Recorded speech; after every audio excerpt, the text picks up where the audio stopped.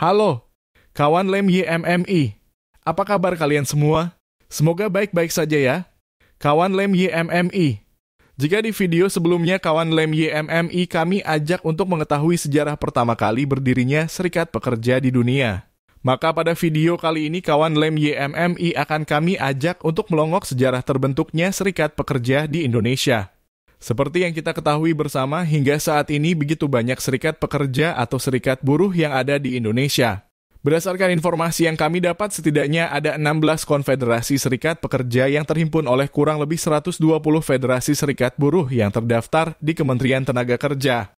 Semua bergerak dengan tujuan yang sama, membela dan memperjuangkan hak-hak pekerja dan buruh sebagai anggotanya. Lantas, tahukah kamu bagaimana serikat pekerja atau serikat buruh ini bisa tumbuh dan berkembang di Indonesia?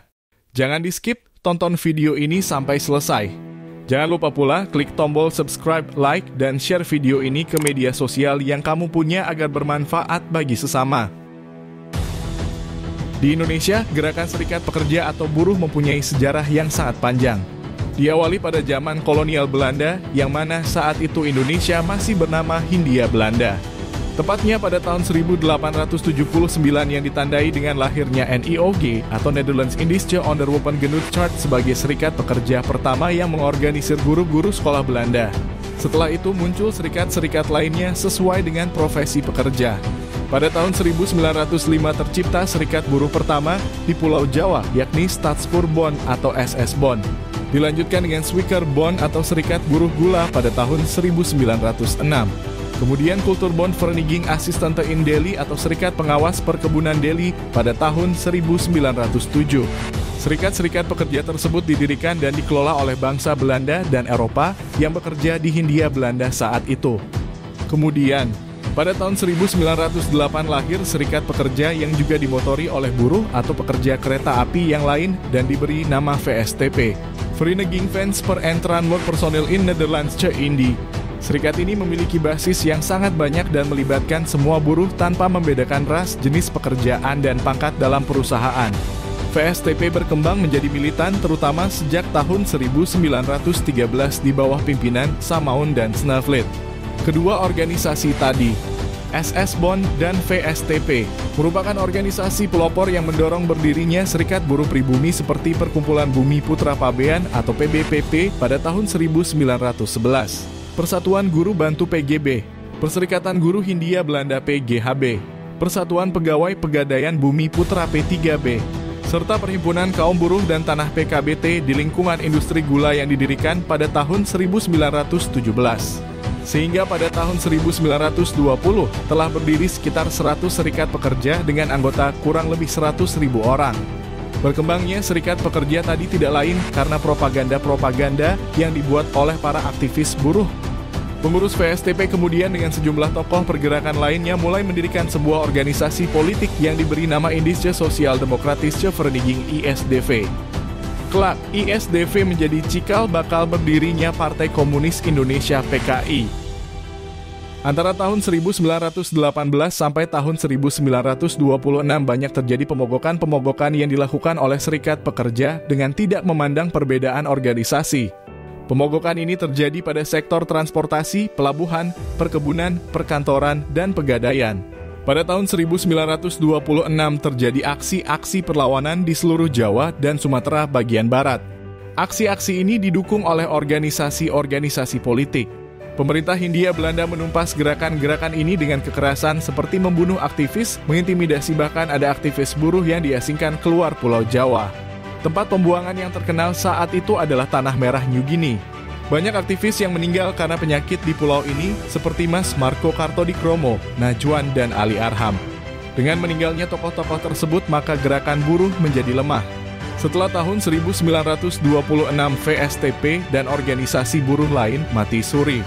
Pada tahun 1927 buruh kereta api kembali mendirikan Perhimpunan Beamtes Poor dan Tram PBST. Sejumlah organisasi yang sudah ada sebelumnya mulai kembali bergerak walaupun kekuatannya masih sangat lemah. Pada tahun 1928, dengan disemangati peristiwa Kongres Sumpah Pemuda, berdirilah Serikat Kaum Buruh Indonesia atau SKBI di Surabaya yang beranggotakan beberapa serikat buruh lokal. Pada tanggal 1 April 1929, SKBI bergabung dalam gerakan politik menentang kolonialisme dan penindasan.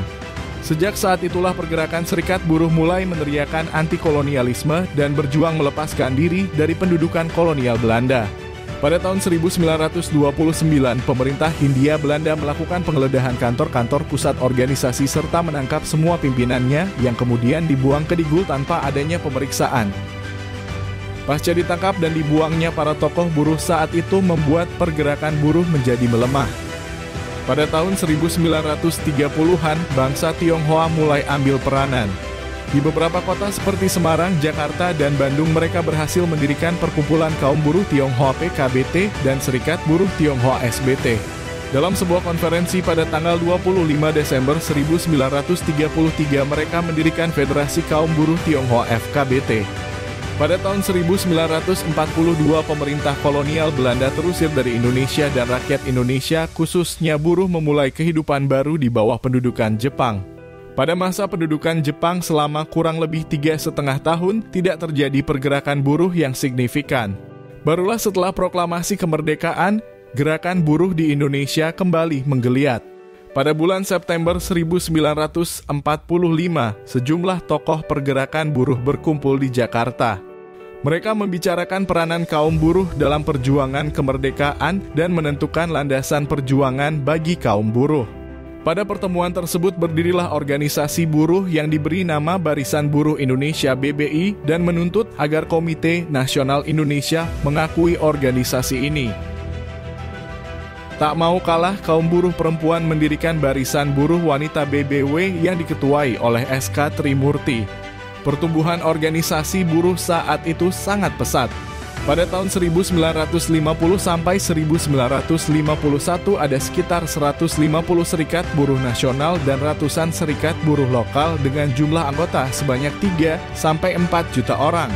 Antara tahun 1955 sampai 1957 banyak serikat pekerja yang merupakan bentukan partai dan organisasi politik kala itu. Seperti Serikat Buruh Muslimin Indonesia atau Sarbumusi yang merupakan bentukan Nahdlatul Ulama, Kesatuan Buruh Marhainis atau KBM bentukan dari Partai Nasional Indonesia, dan Sentral Organisasi Buruh Seluruh Indonesia yang disingkat SOBSI yang merupakan bentukan Partai Komunis Indonesia atau PKI. Memasuki masa Orde Baru di era pemerintahan Soeharto, SOBSI dibubarkan karena dianggap berfaham komunis dan berafiliasi dengan PKI. Sedangkan PKI dengan faham komunisnya adalah partai yang sudah dibubarkan dan terlarang di Indonesia atas keterlibatannya dalam peristiwa gerakan 30 September 1965.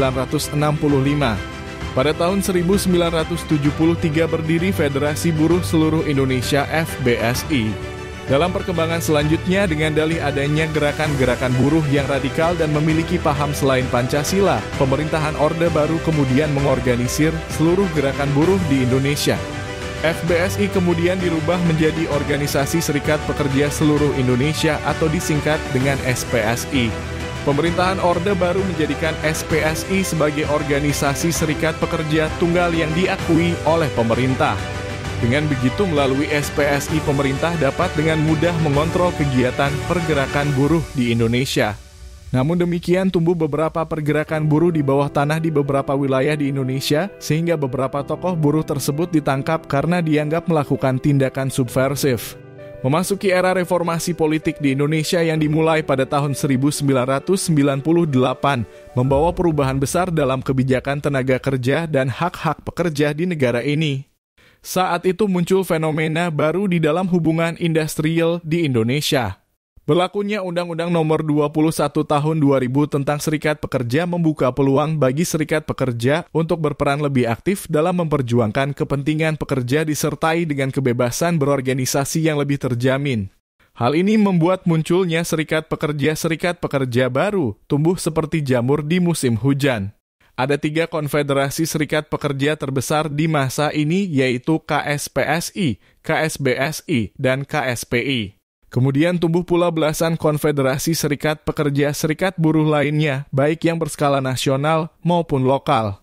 Dengan semakin banyaknya serikat pekerja, mereka semakin aktif berlomba dalam mengadvokasi hak-hak dan kepentingan pekerja. Hingga saat ini, serikat pekerja atau serikat buruh di Indonesia tetap aktif dalam memperjuangkan hak-hak buruh, meningkatkan kesejahteraan pekerja, dan melawan ketidakadilan. Perkembangan teknologi dan globalisasi serta kebijakan politik penguasa juga telah membawa tantangan baru bagi serikat buruh di Indonesia. Mereka harus beradaptasi dengan perubahan ekonomi dan teknologi serta terus memperjuangkan hak-hak pekerja dengan melawan ketidakadilan yang timbul akibat kebijakan politik penguasa dengan berbagai cara. Dan yang pasti sampai kapanpun perjuangan serikat pekerja atau serikat buruh tidak akan pernah berhenti selama ketidakadilan terhadap hak-hak dan kepentingan pekerja itu masih ada. Demikian sejarah terbentuknya serikat pekerja di Indonesia.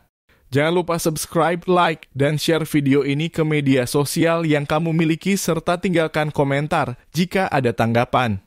Sampai jumpa di video berikutnya.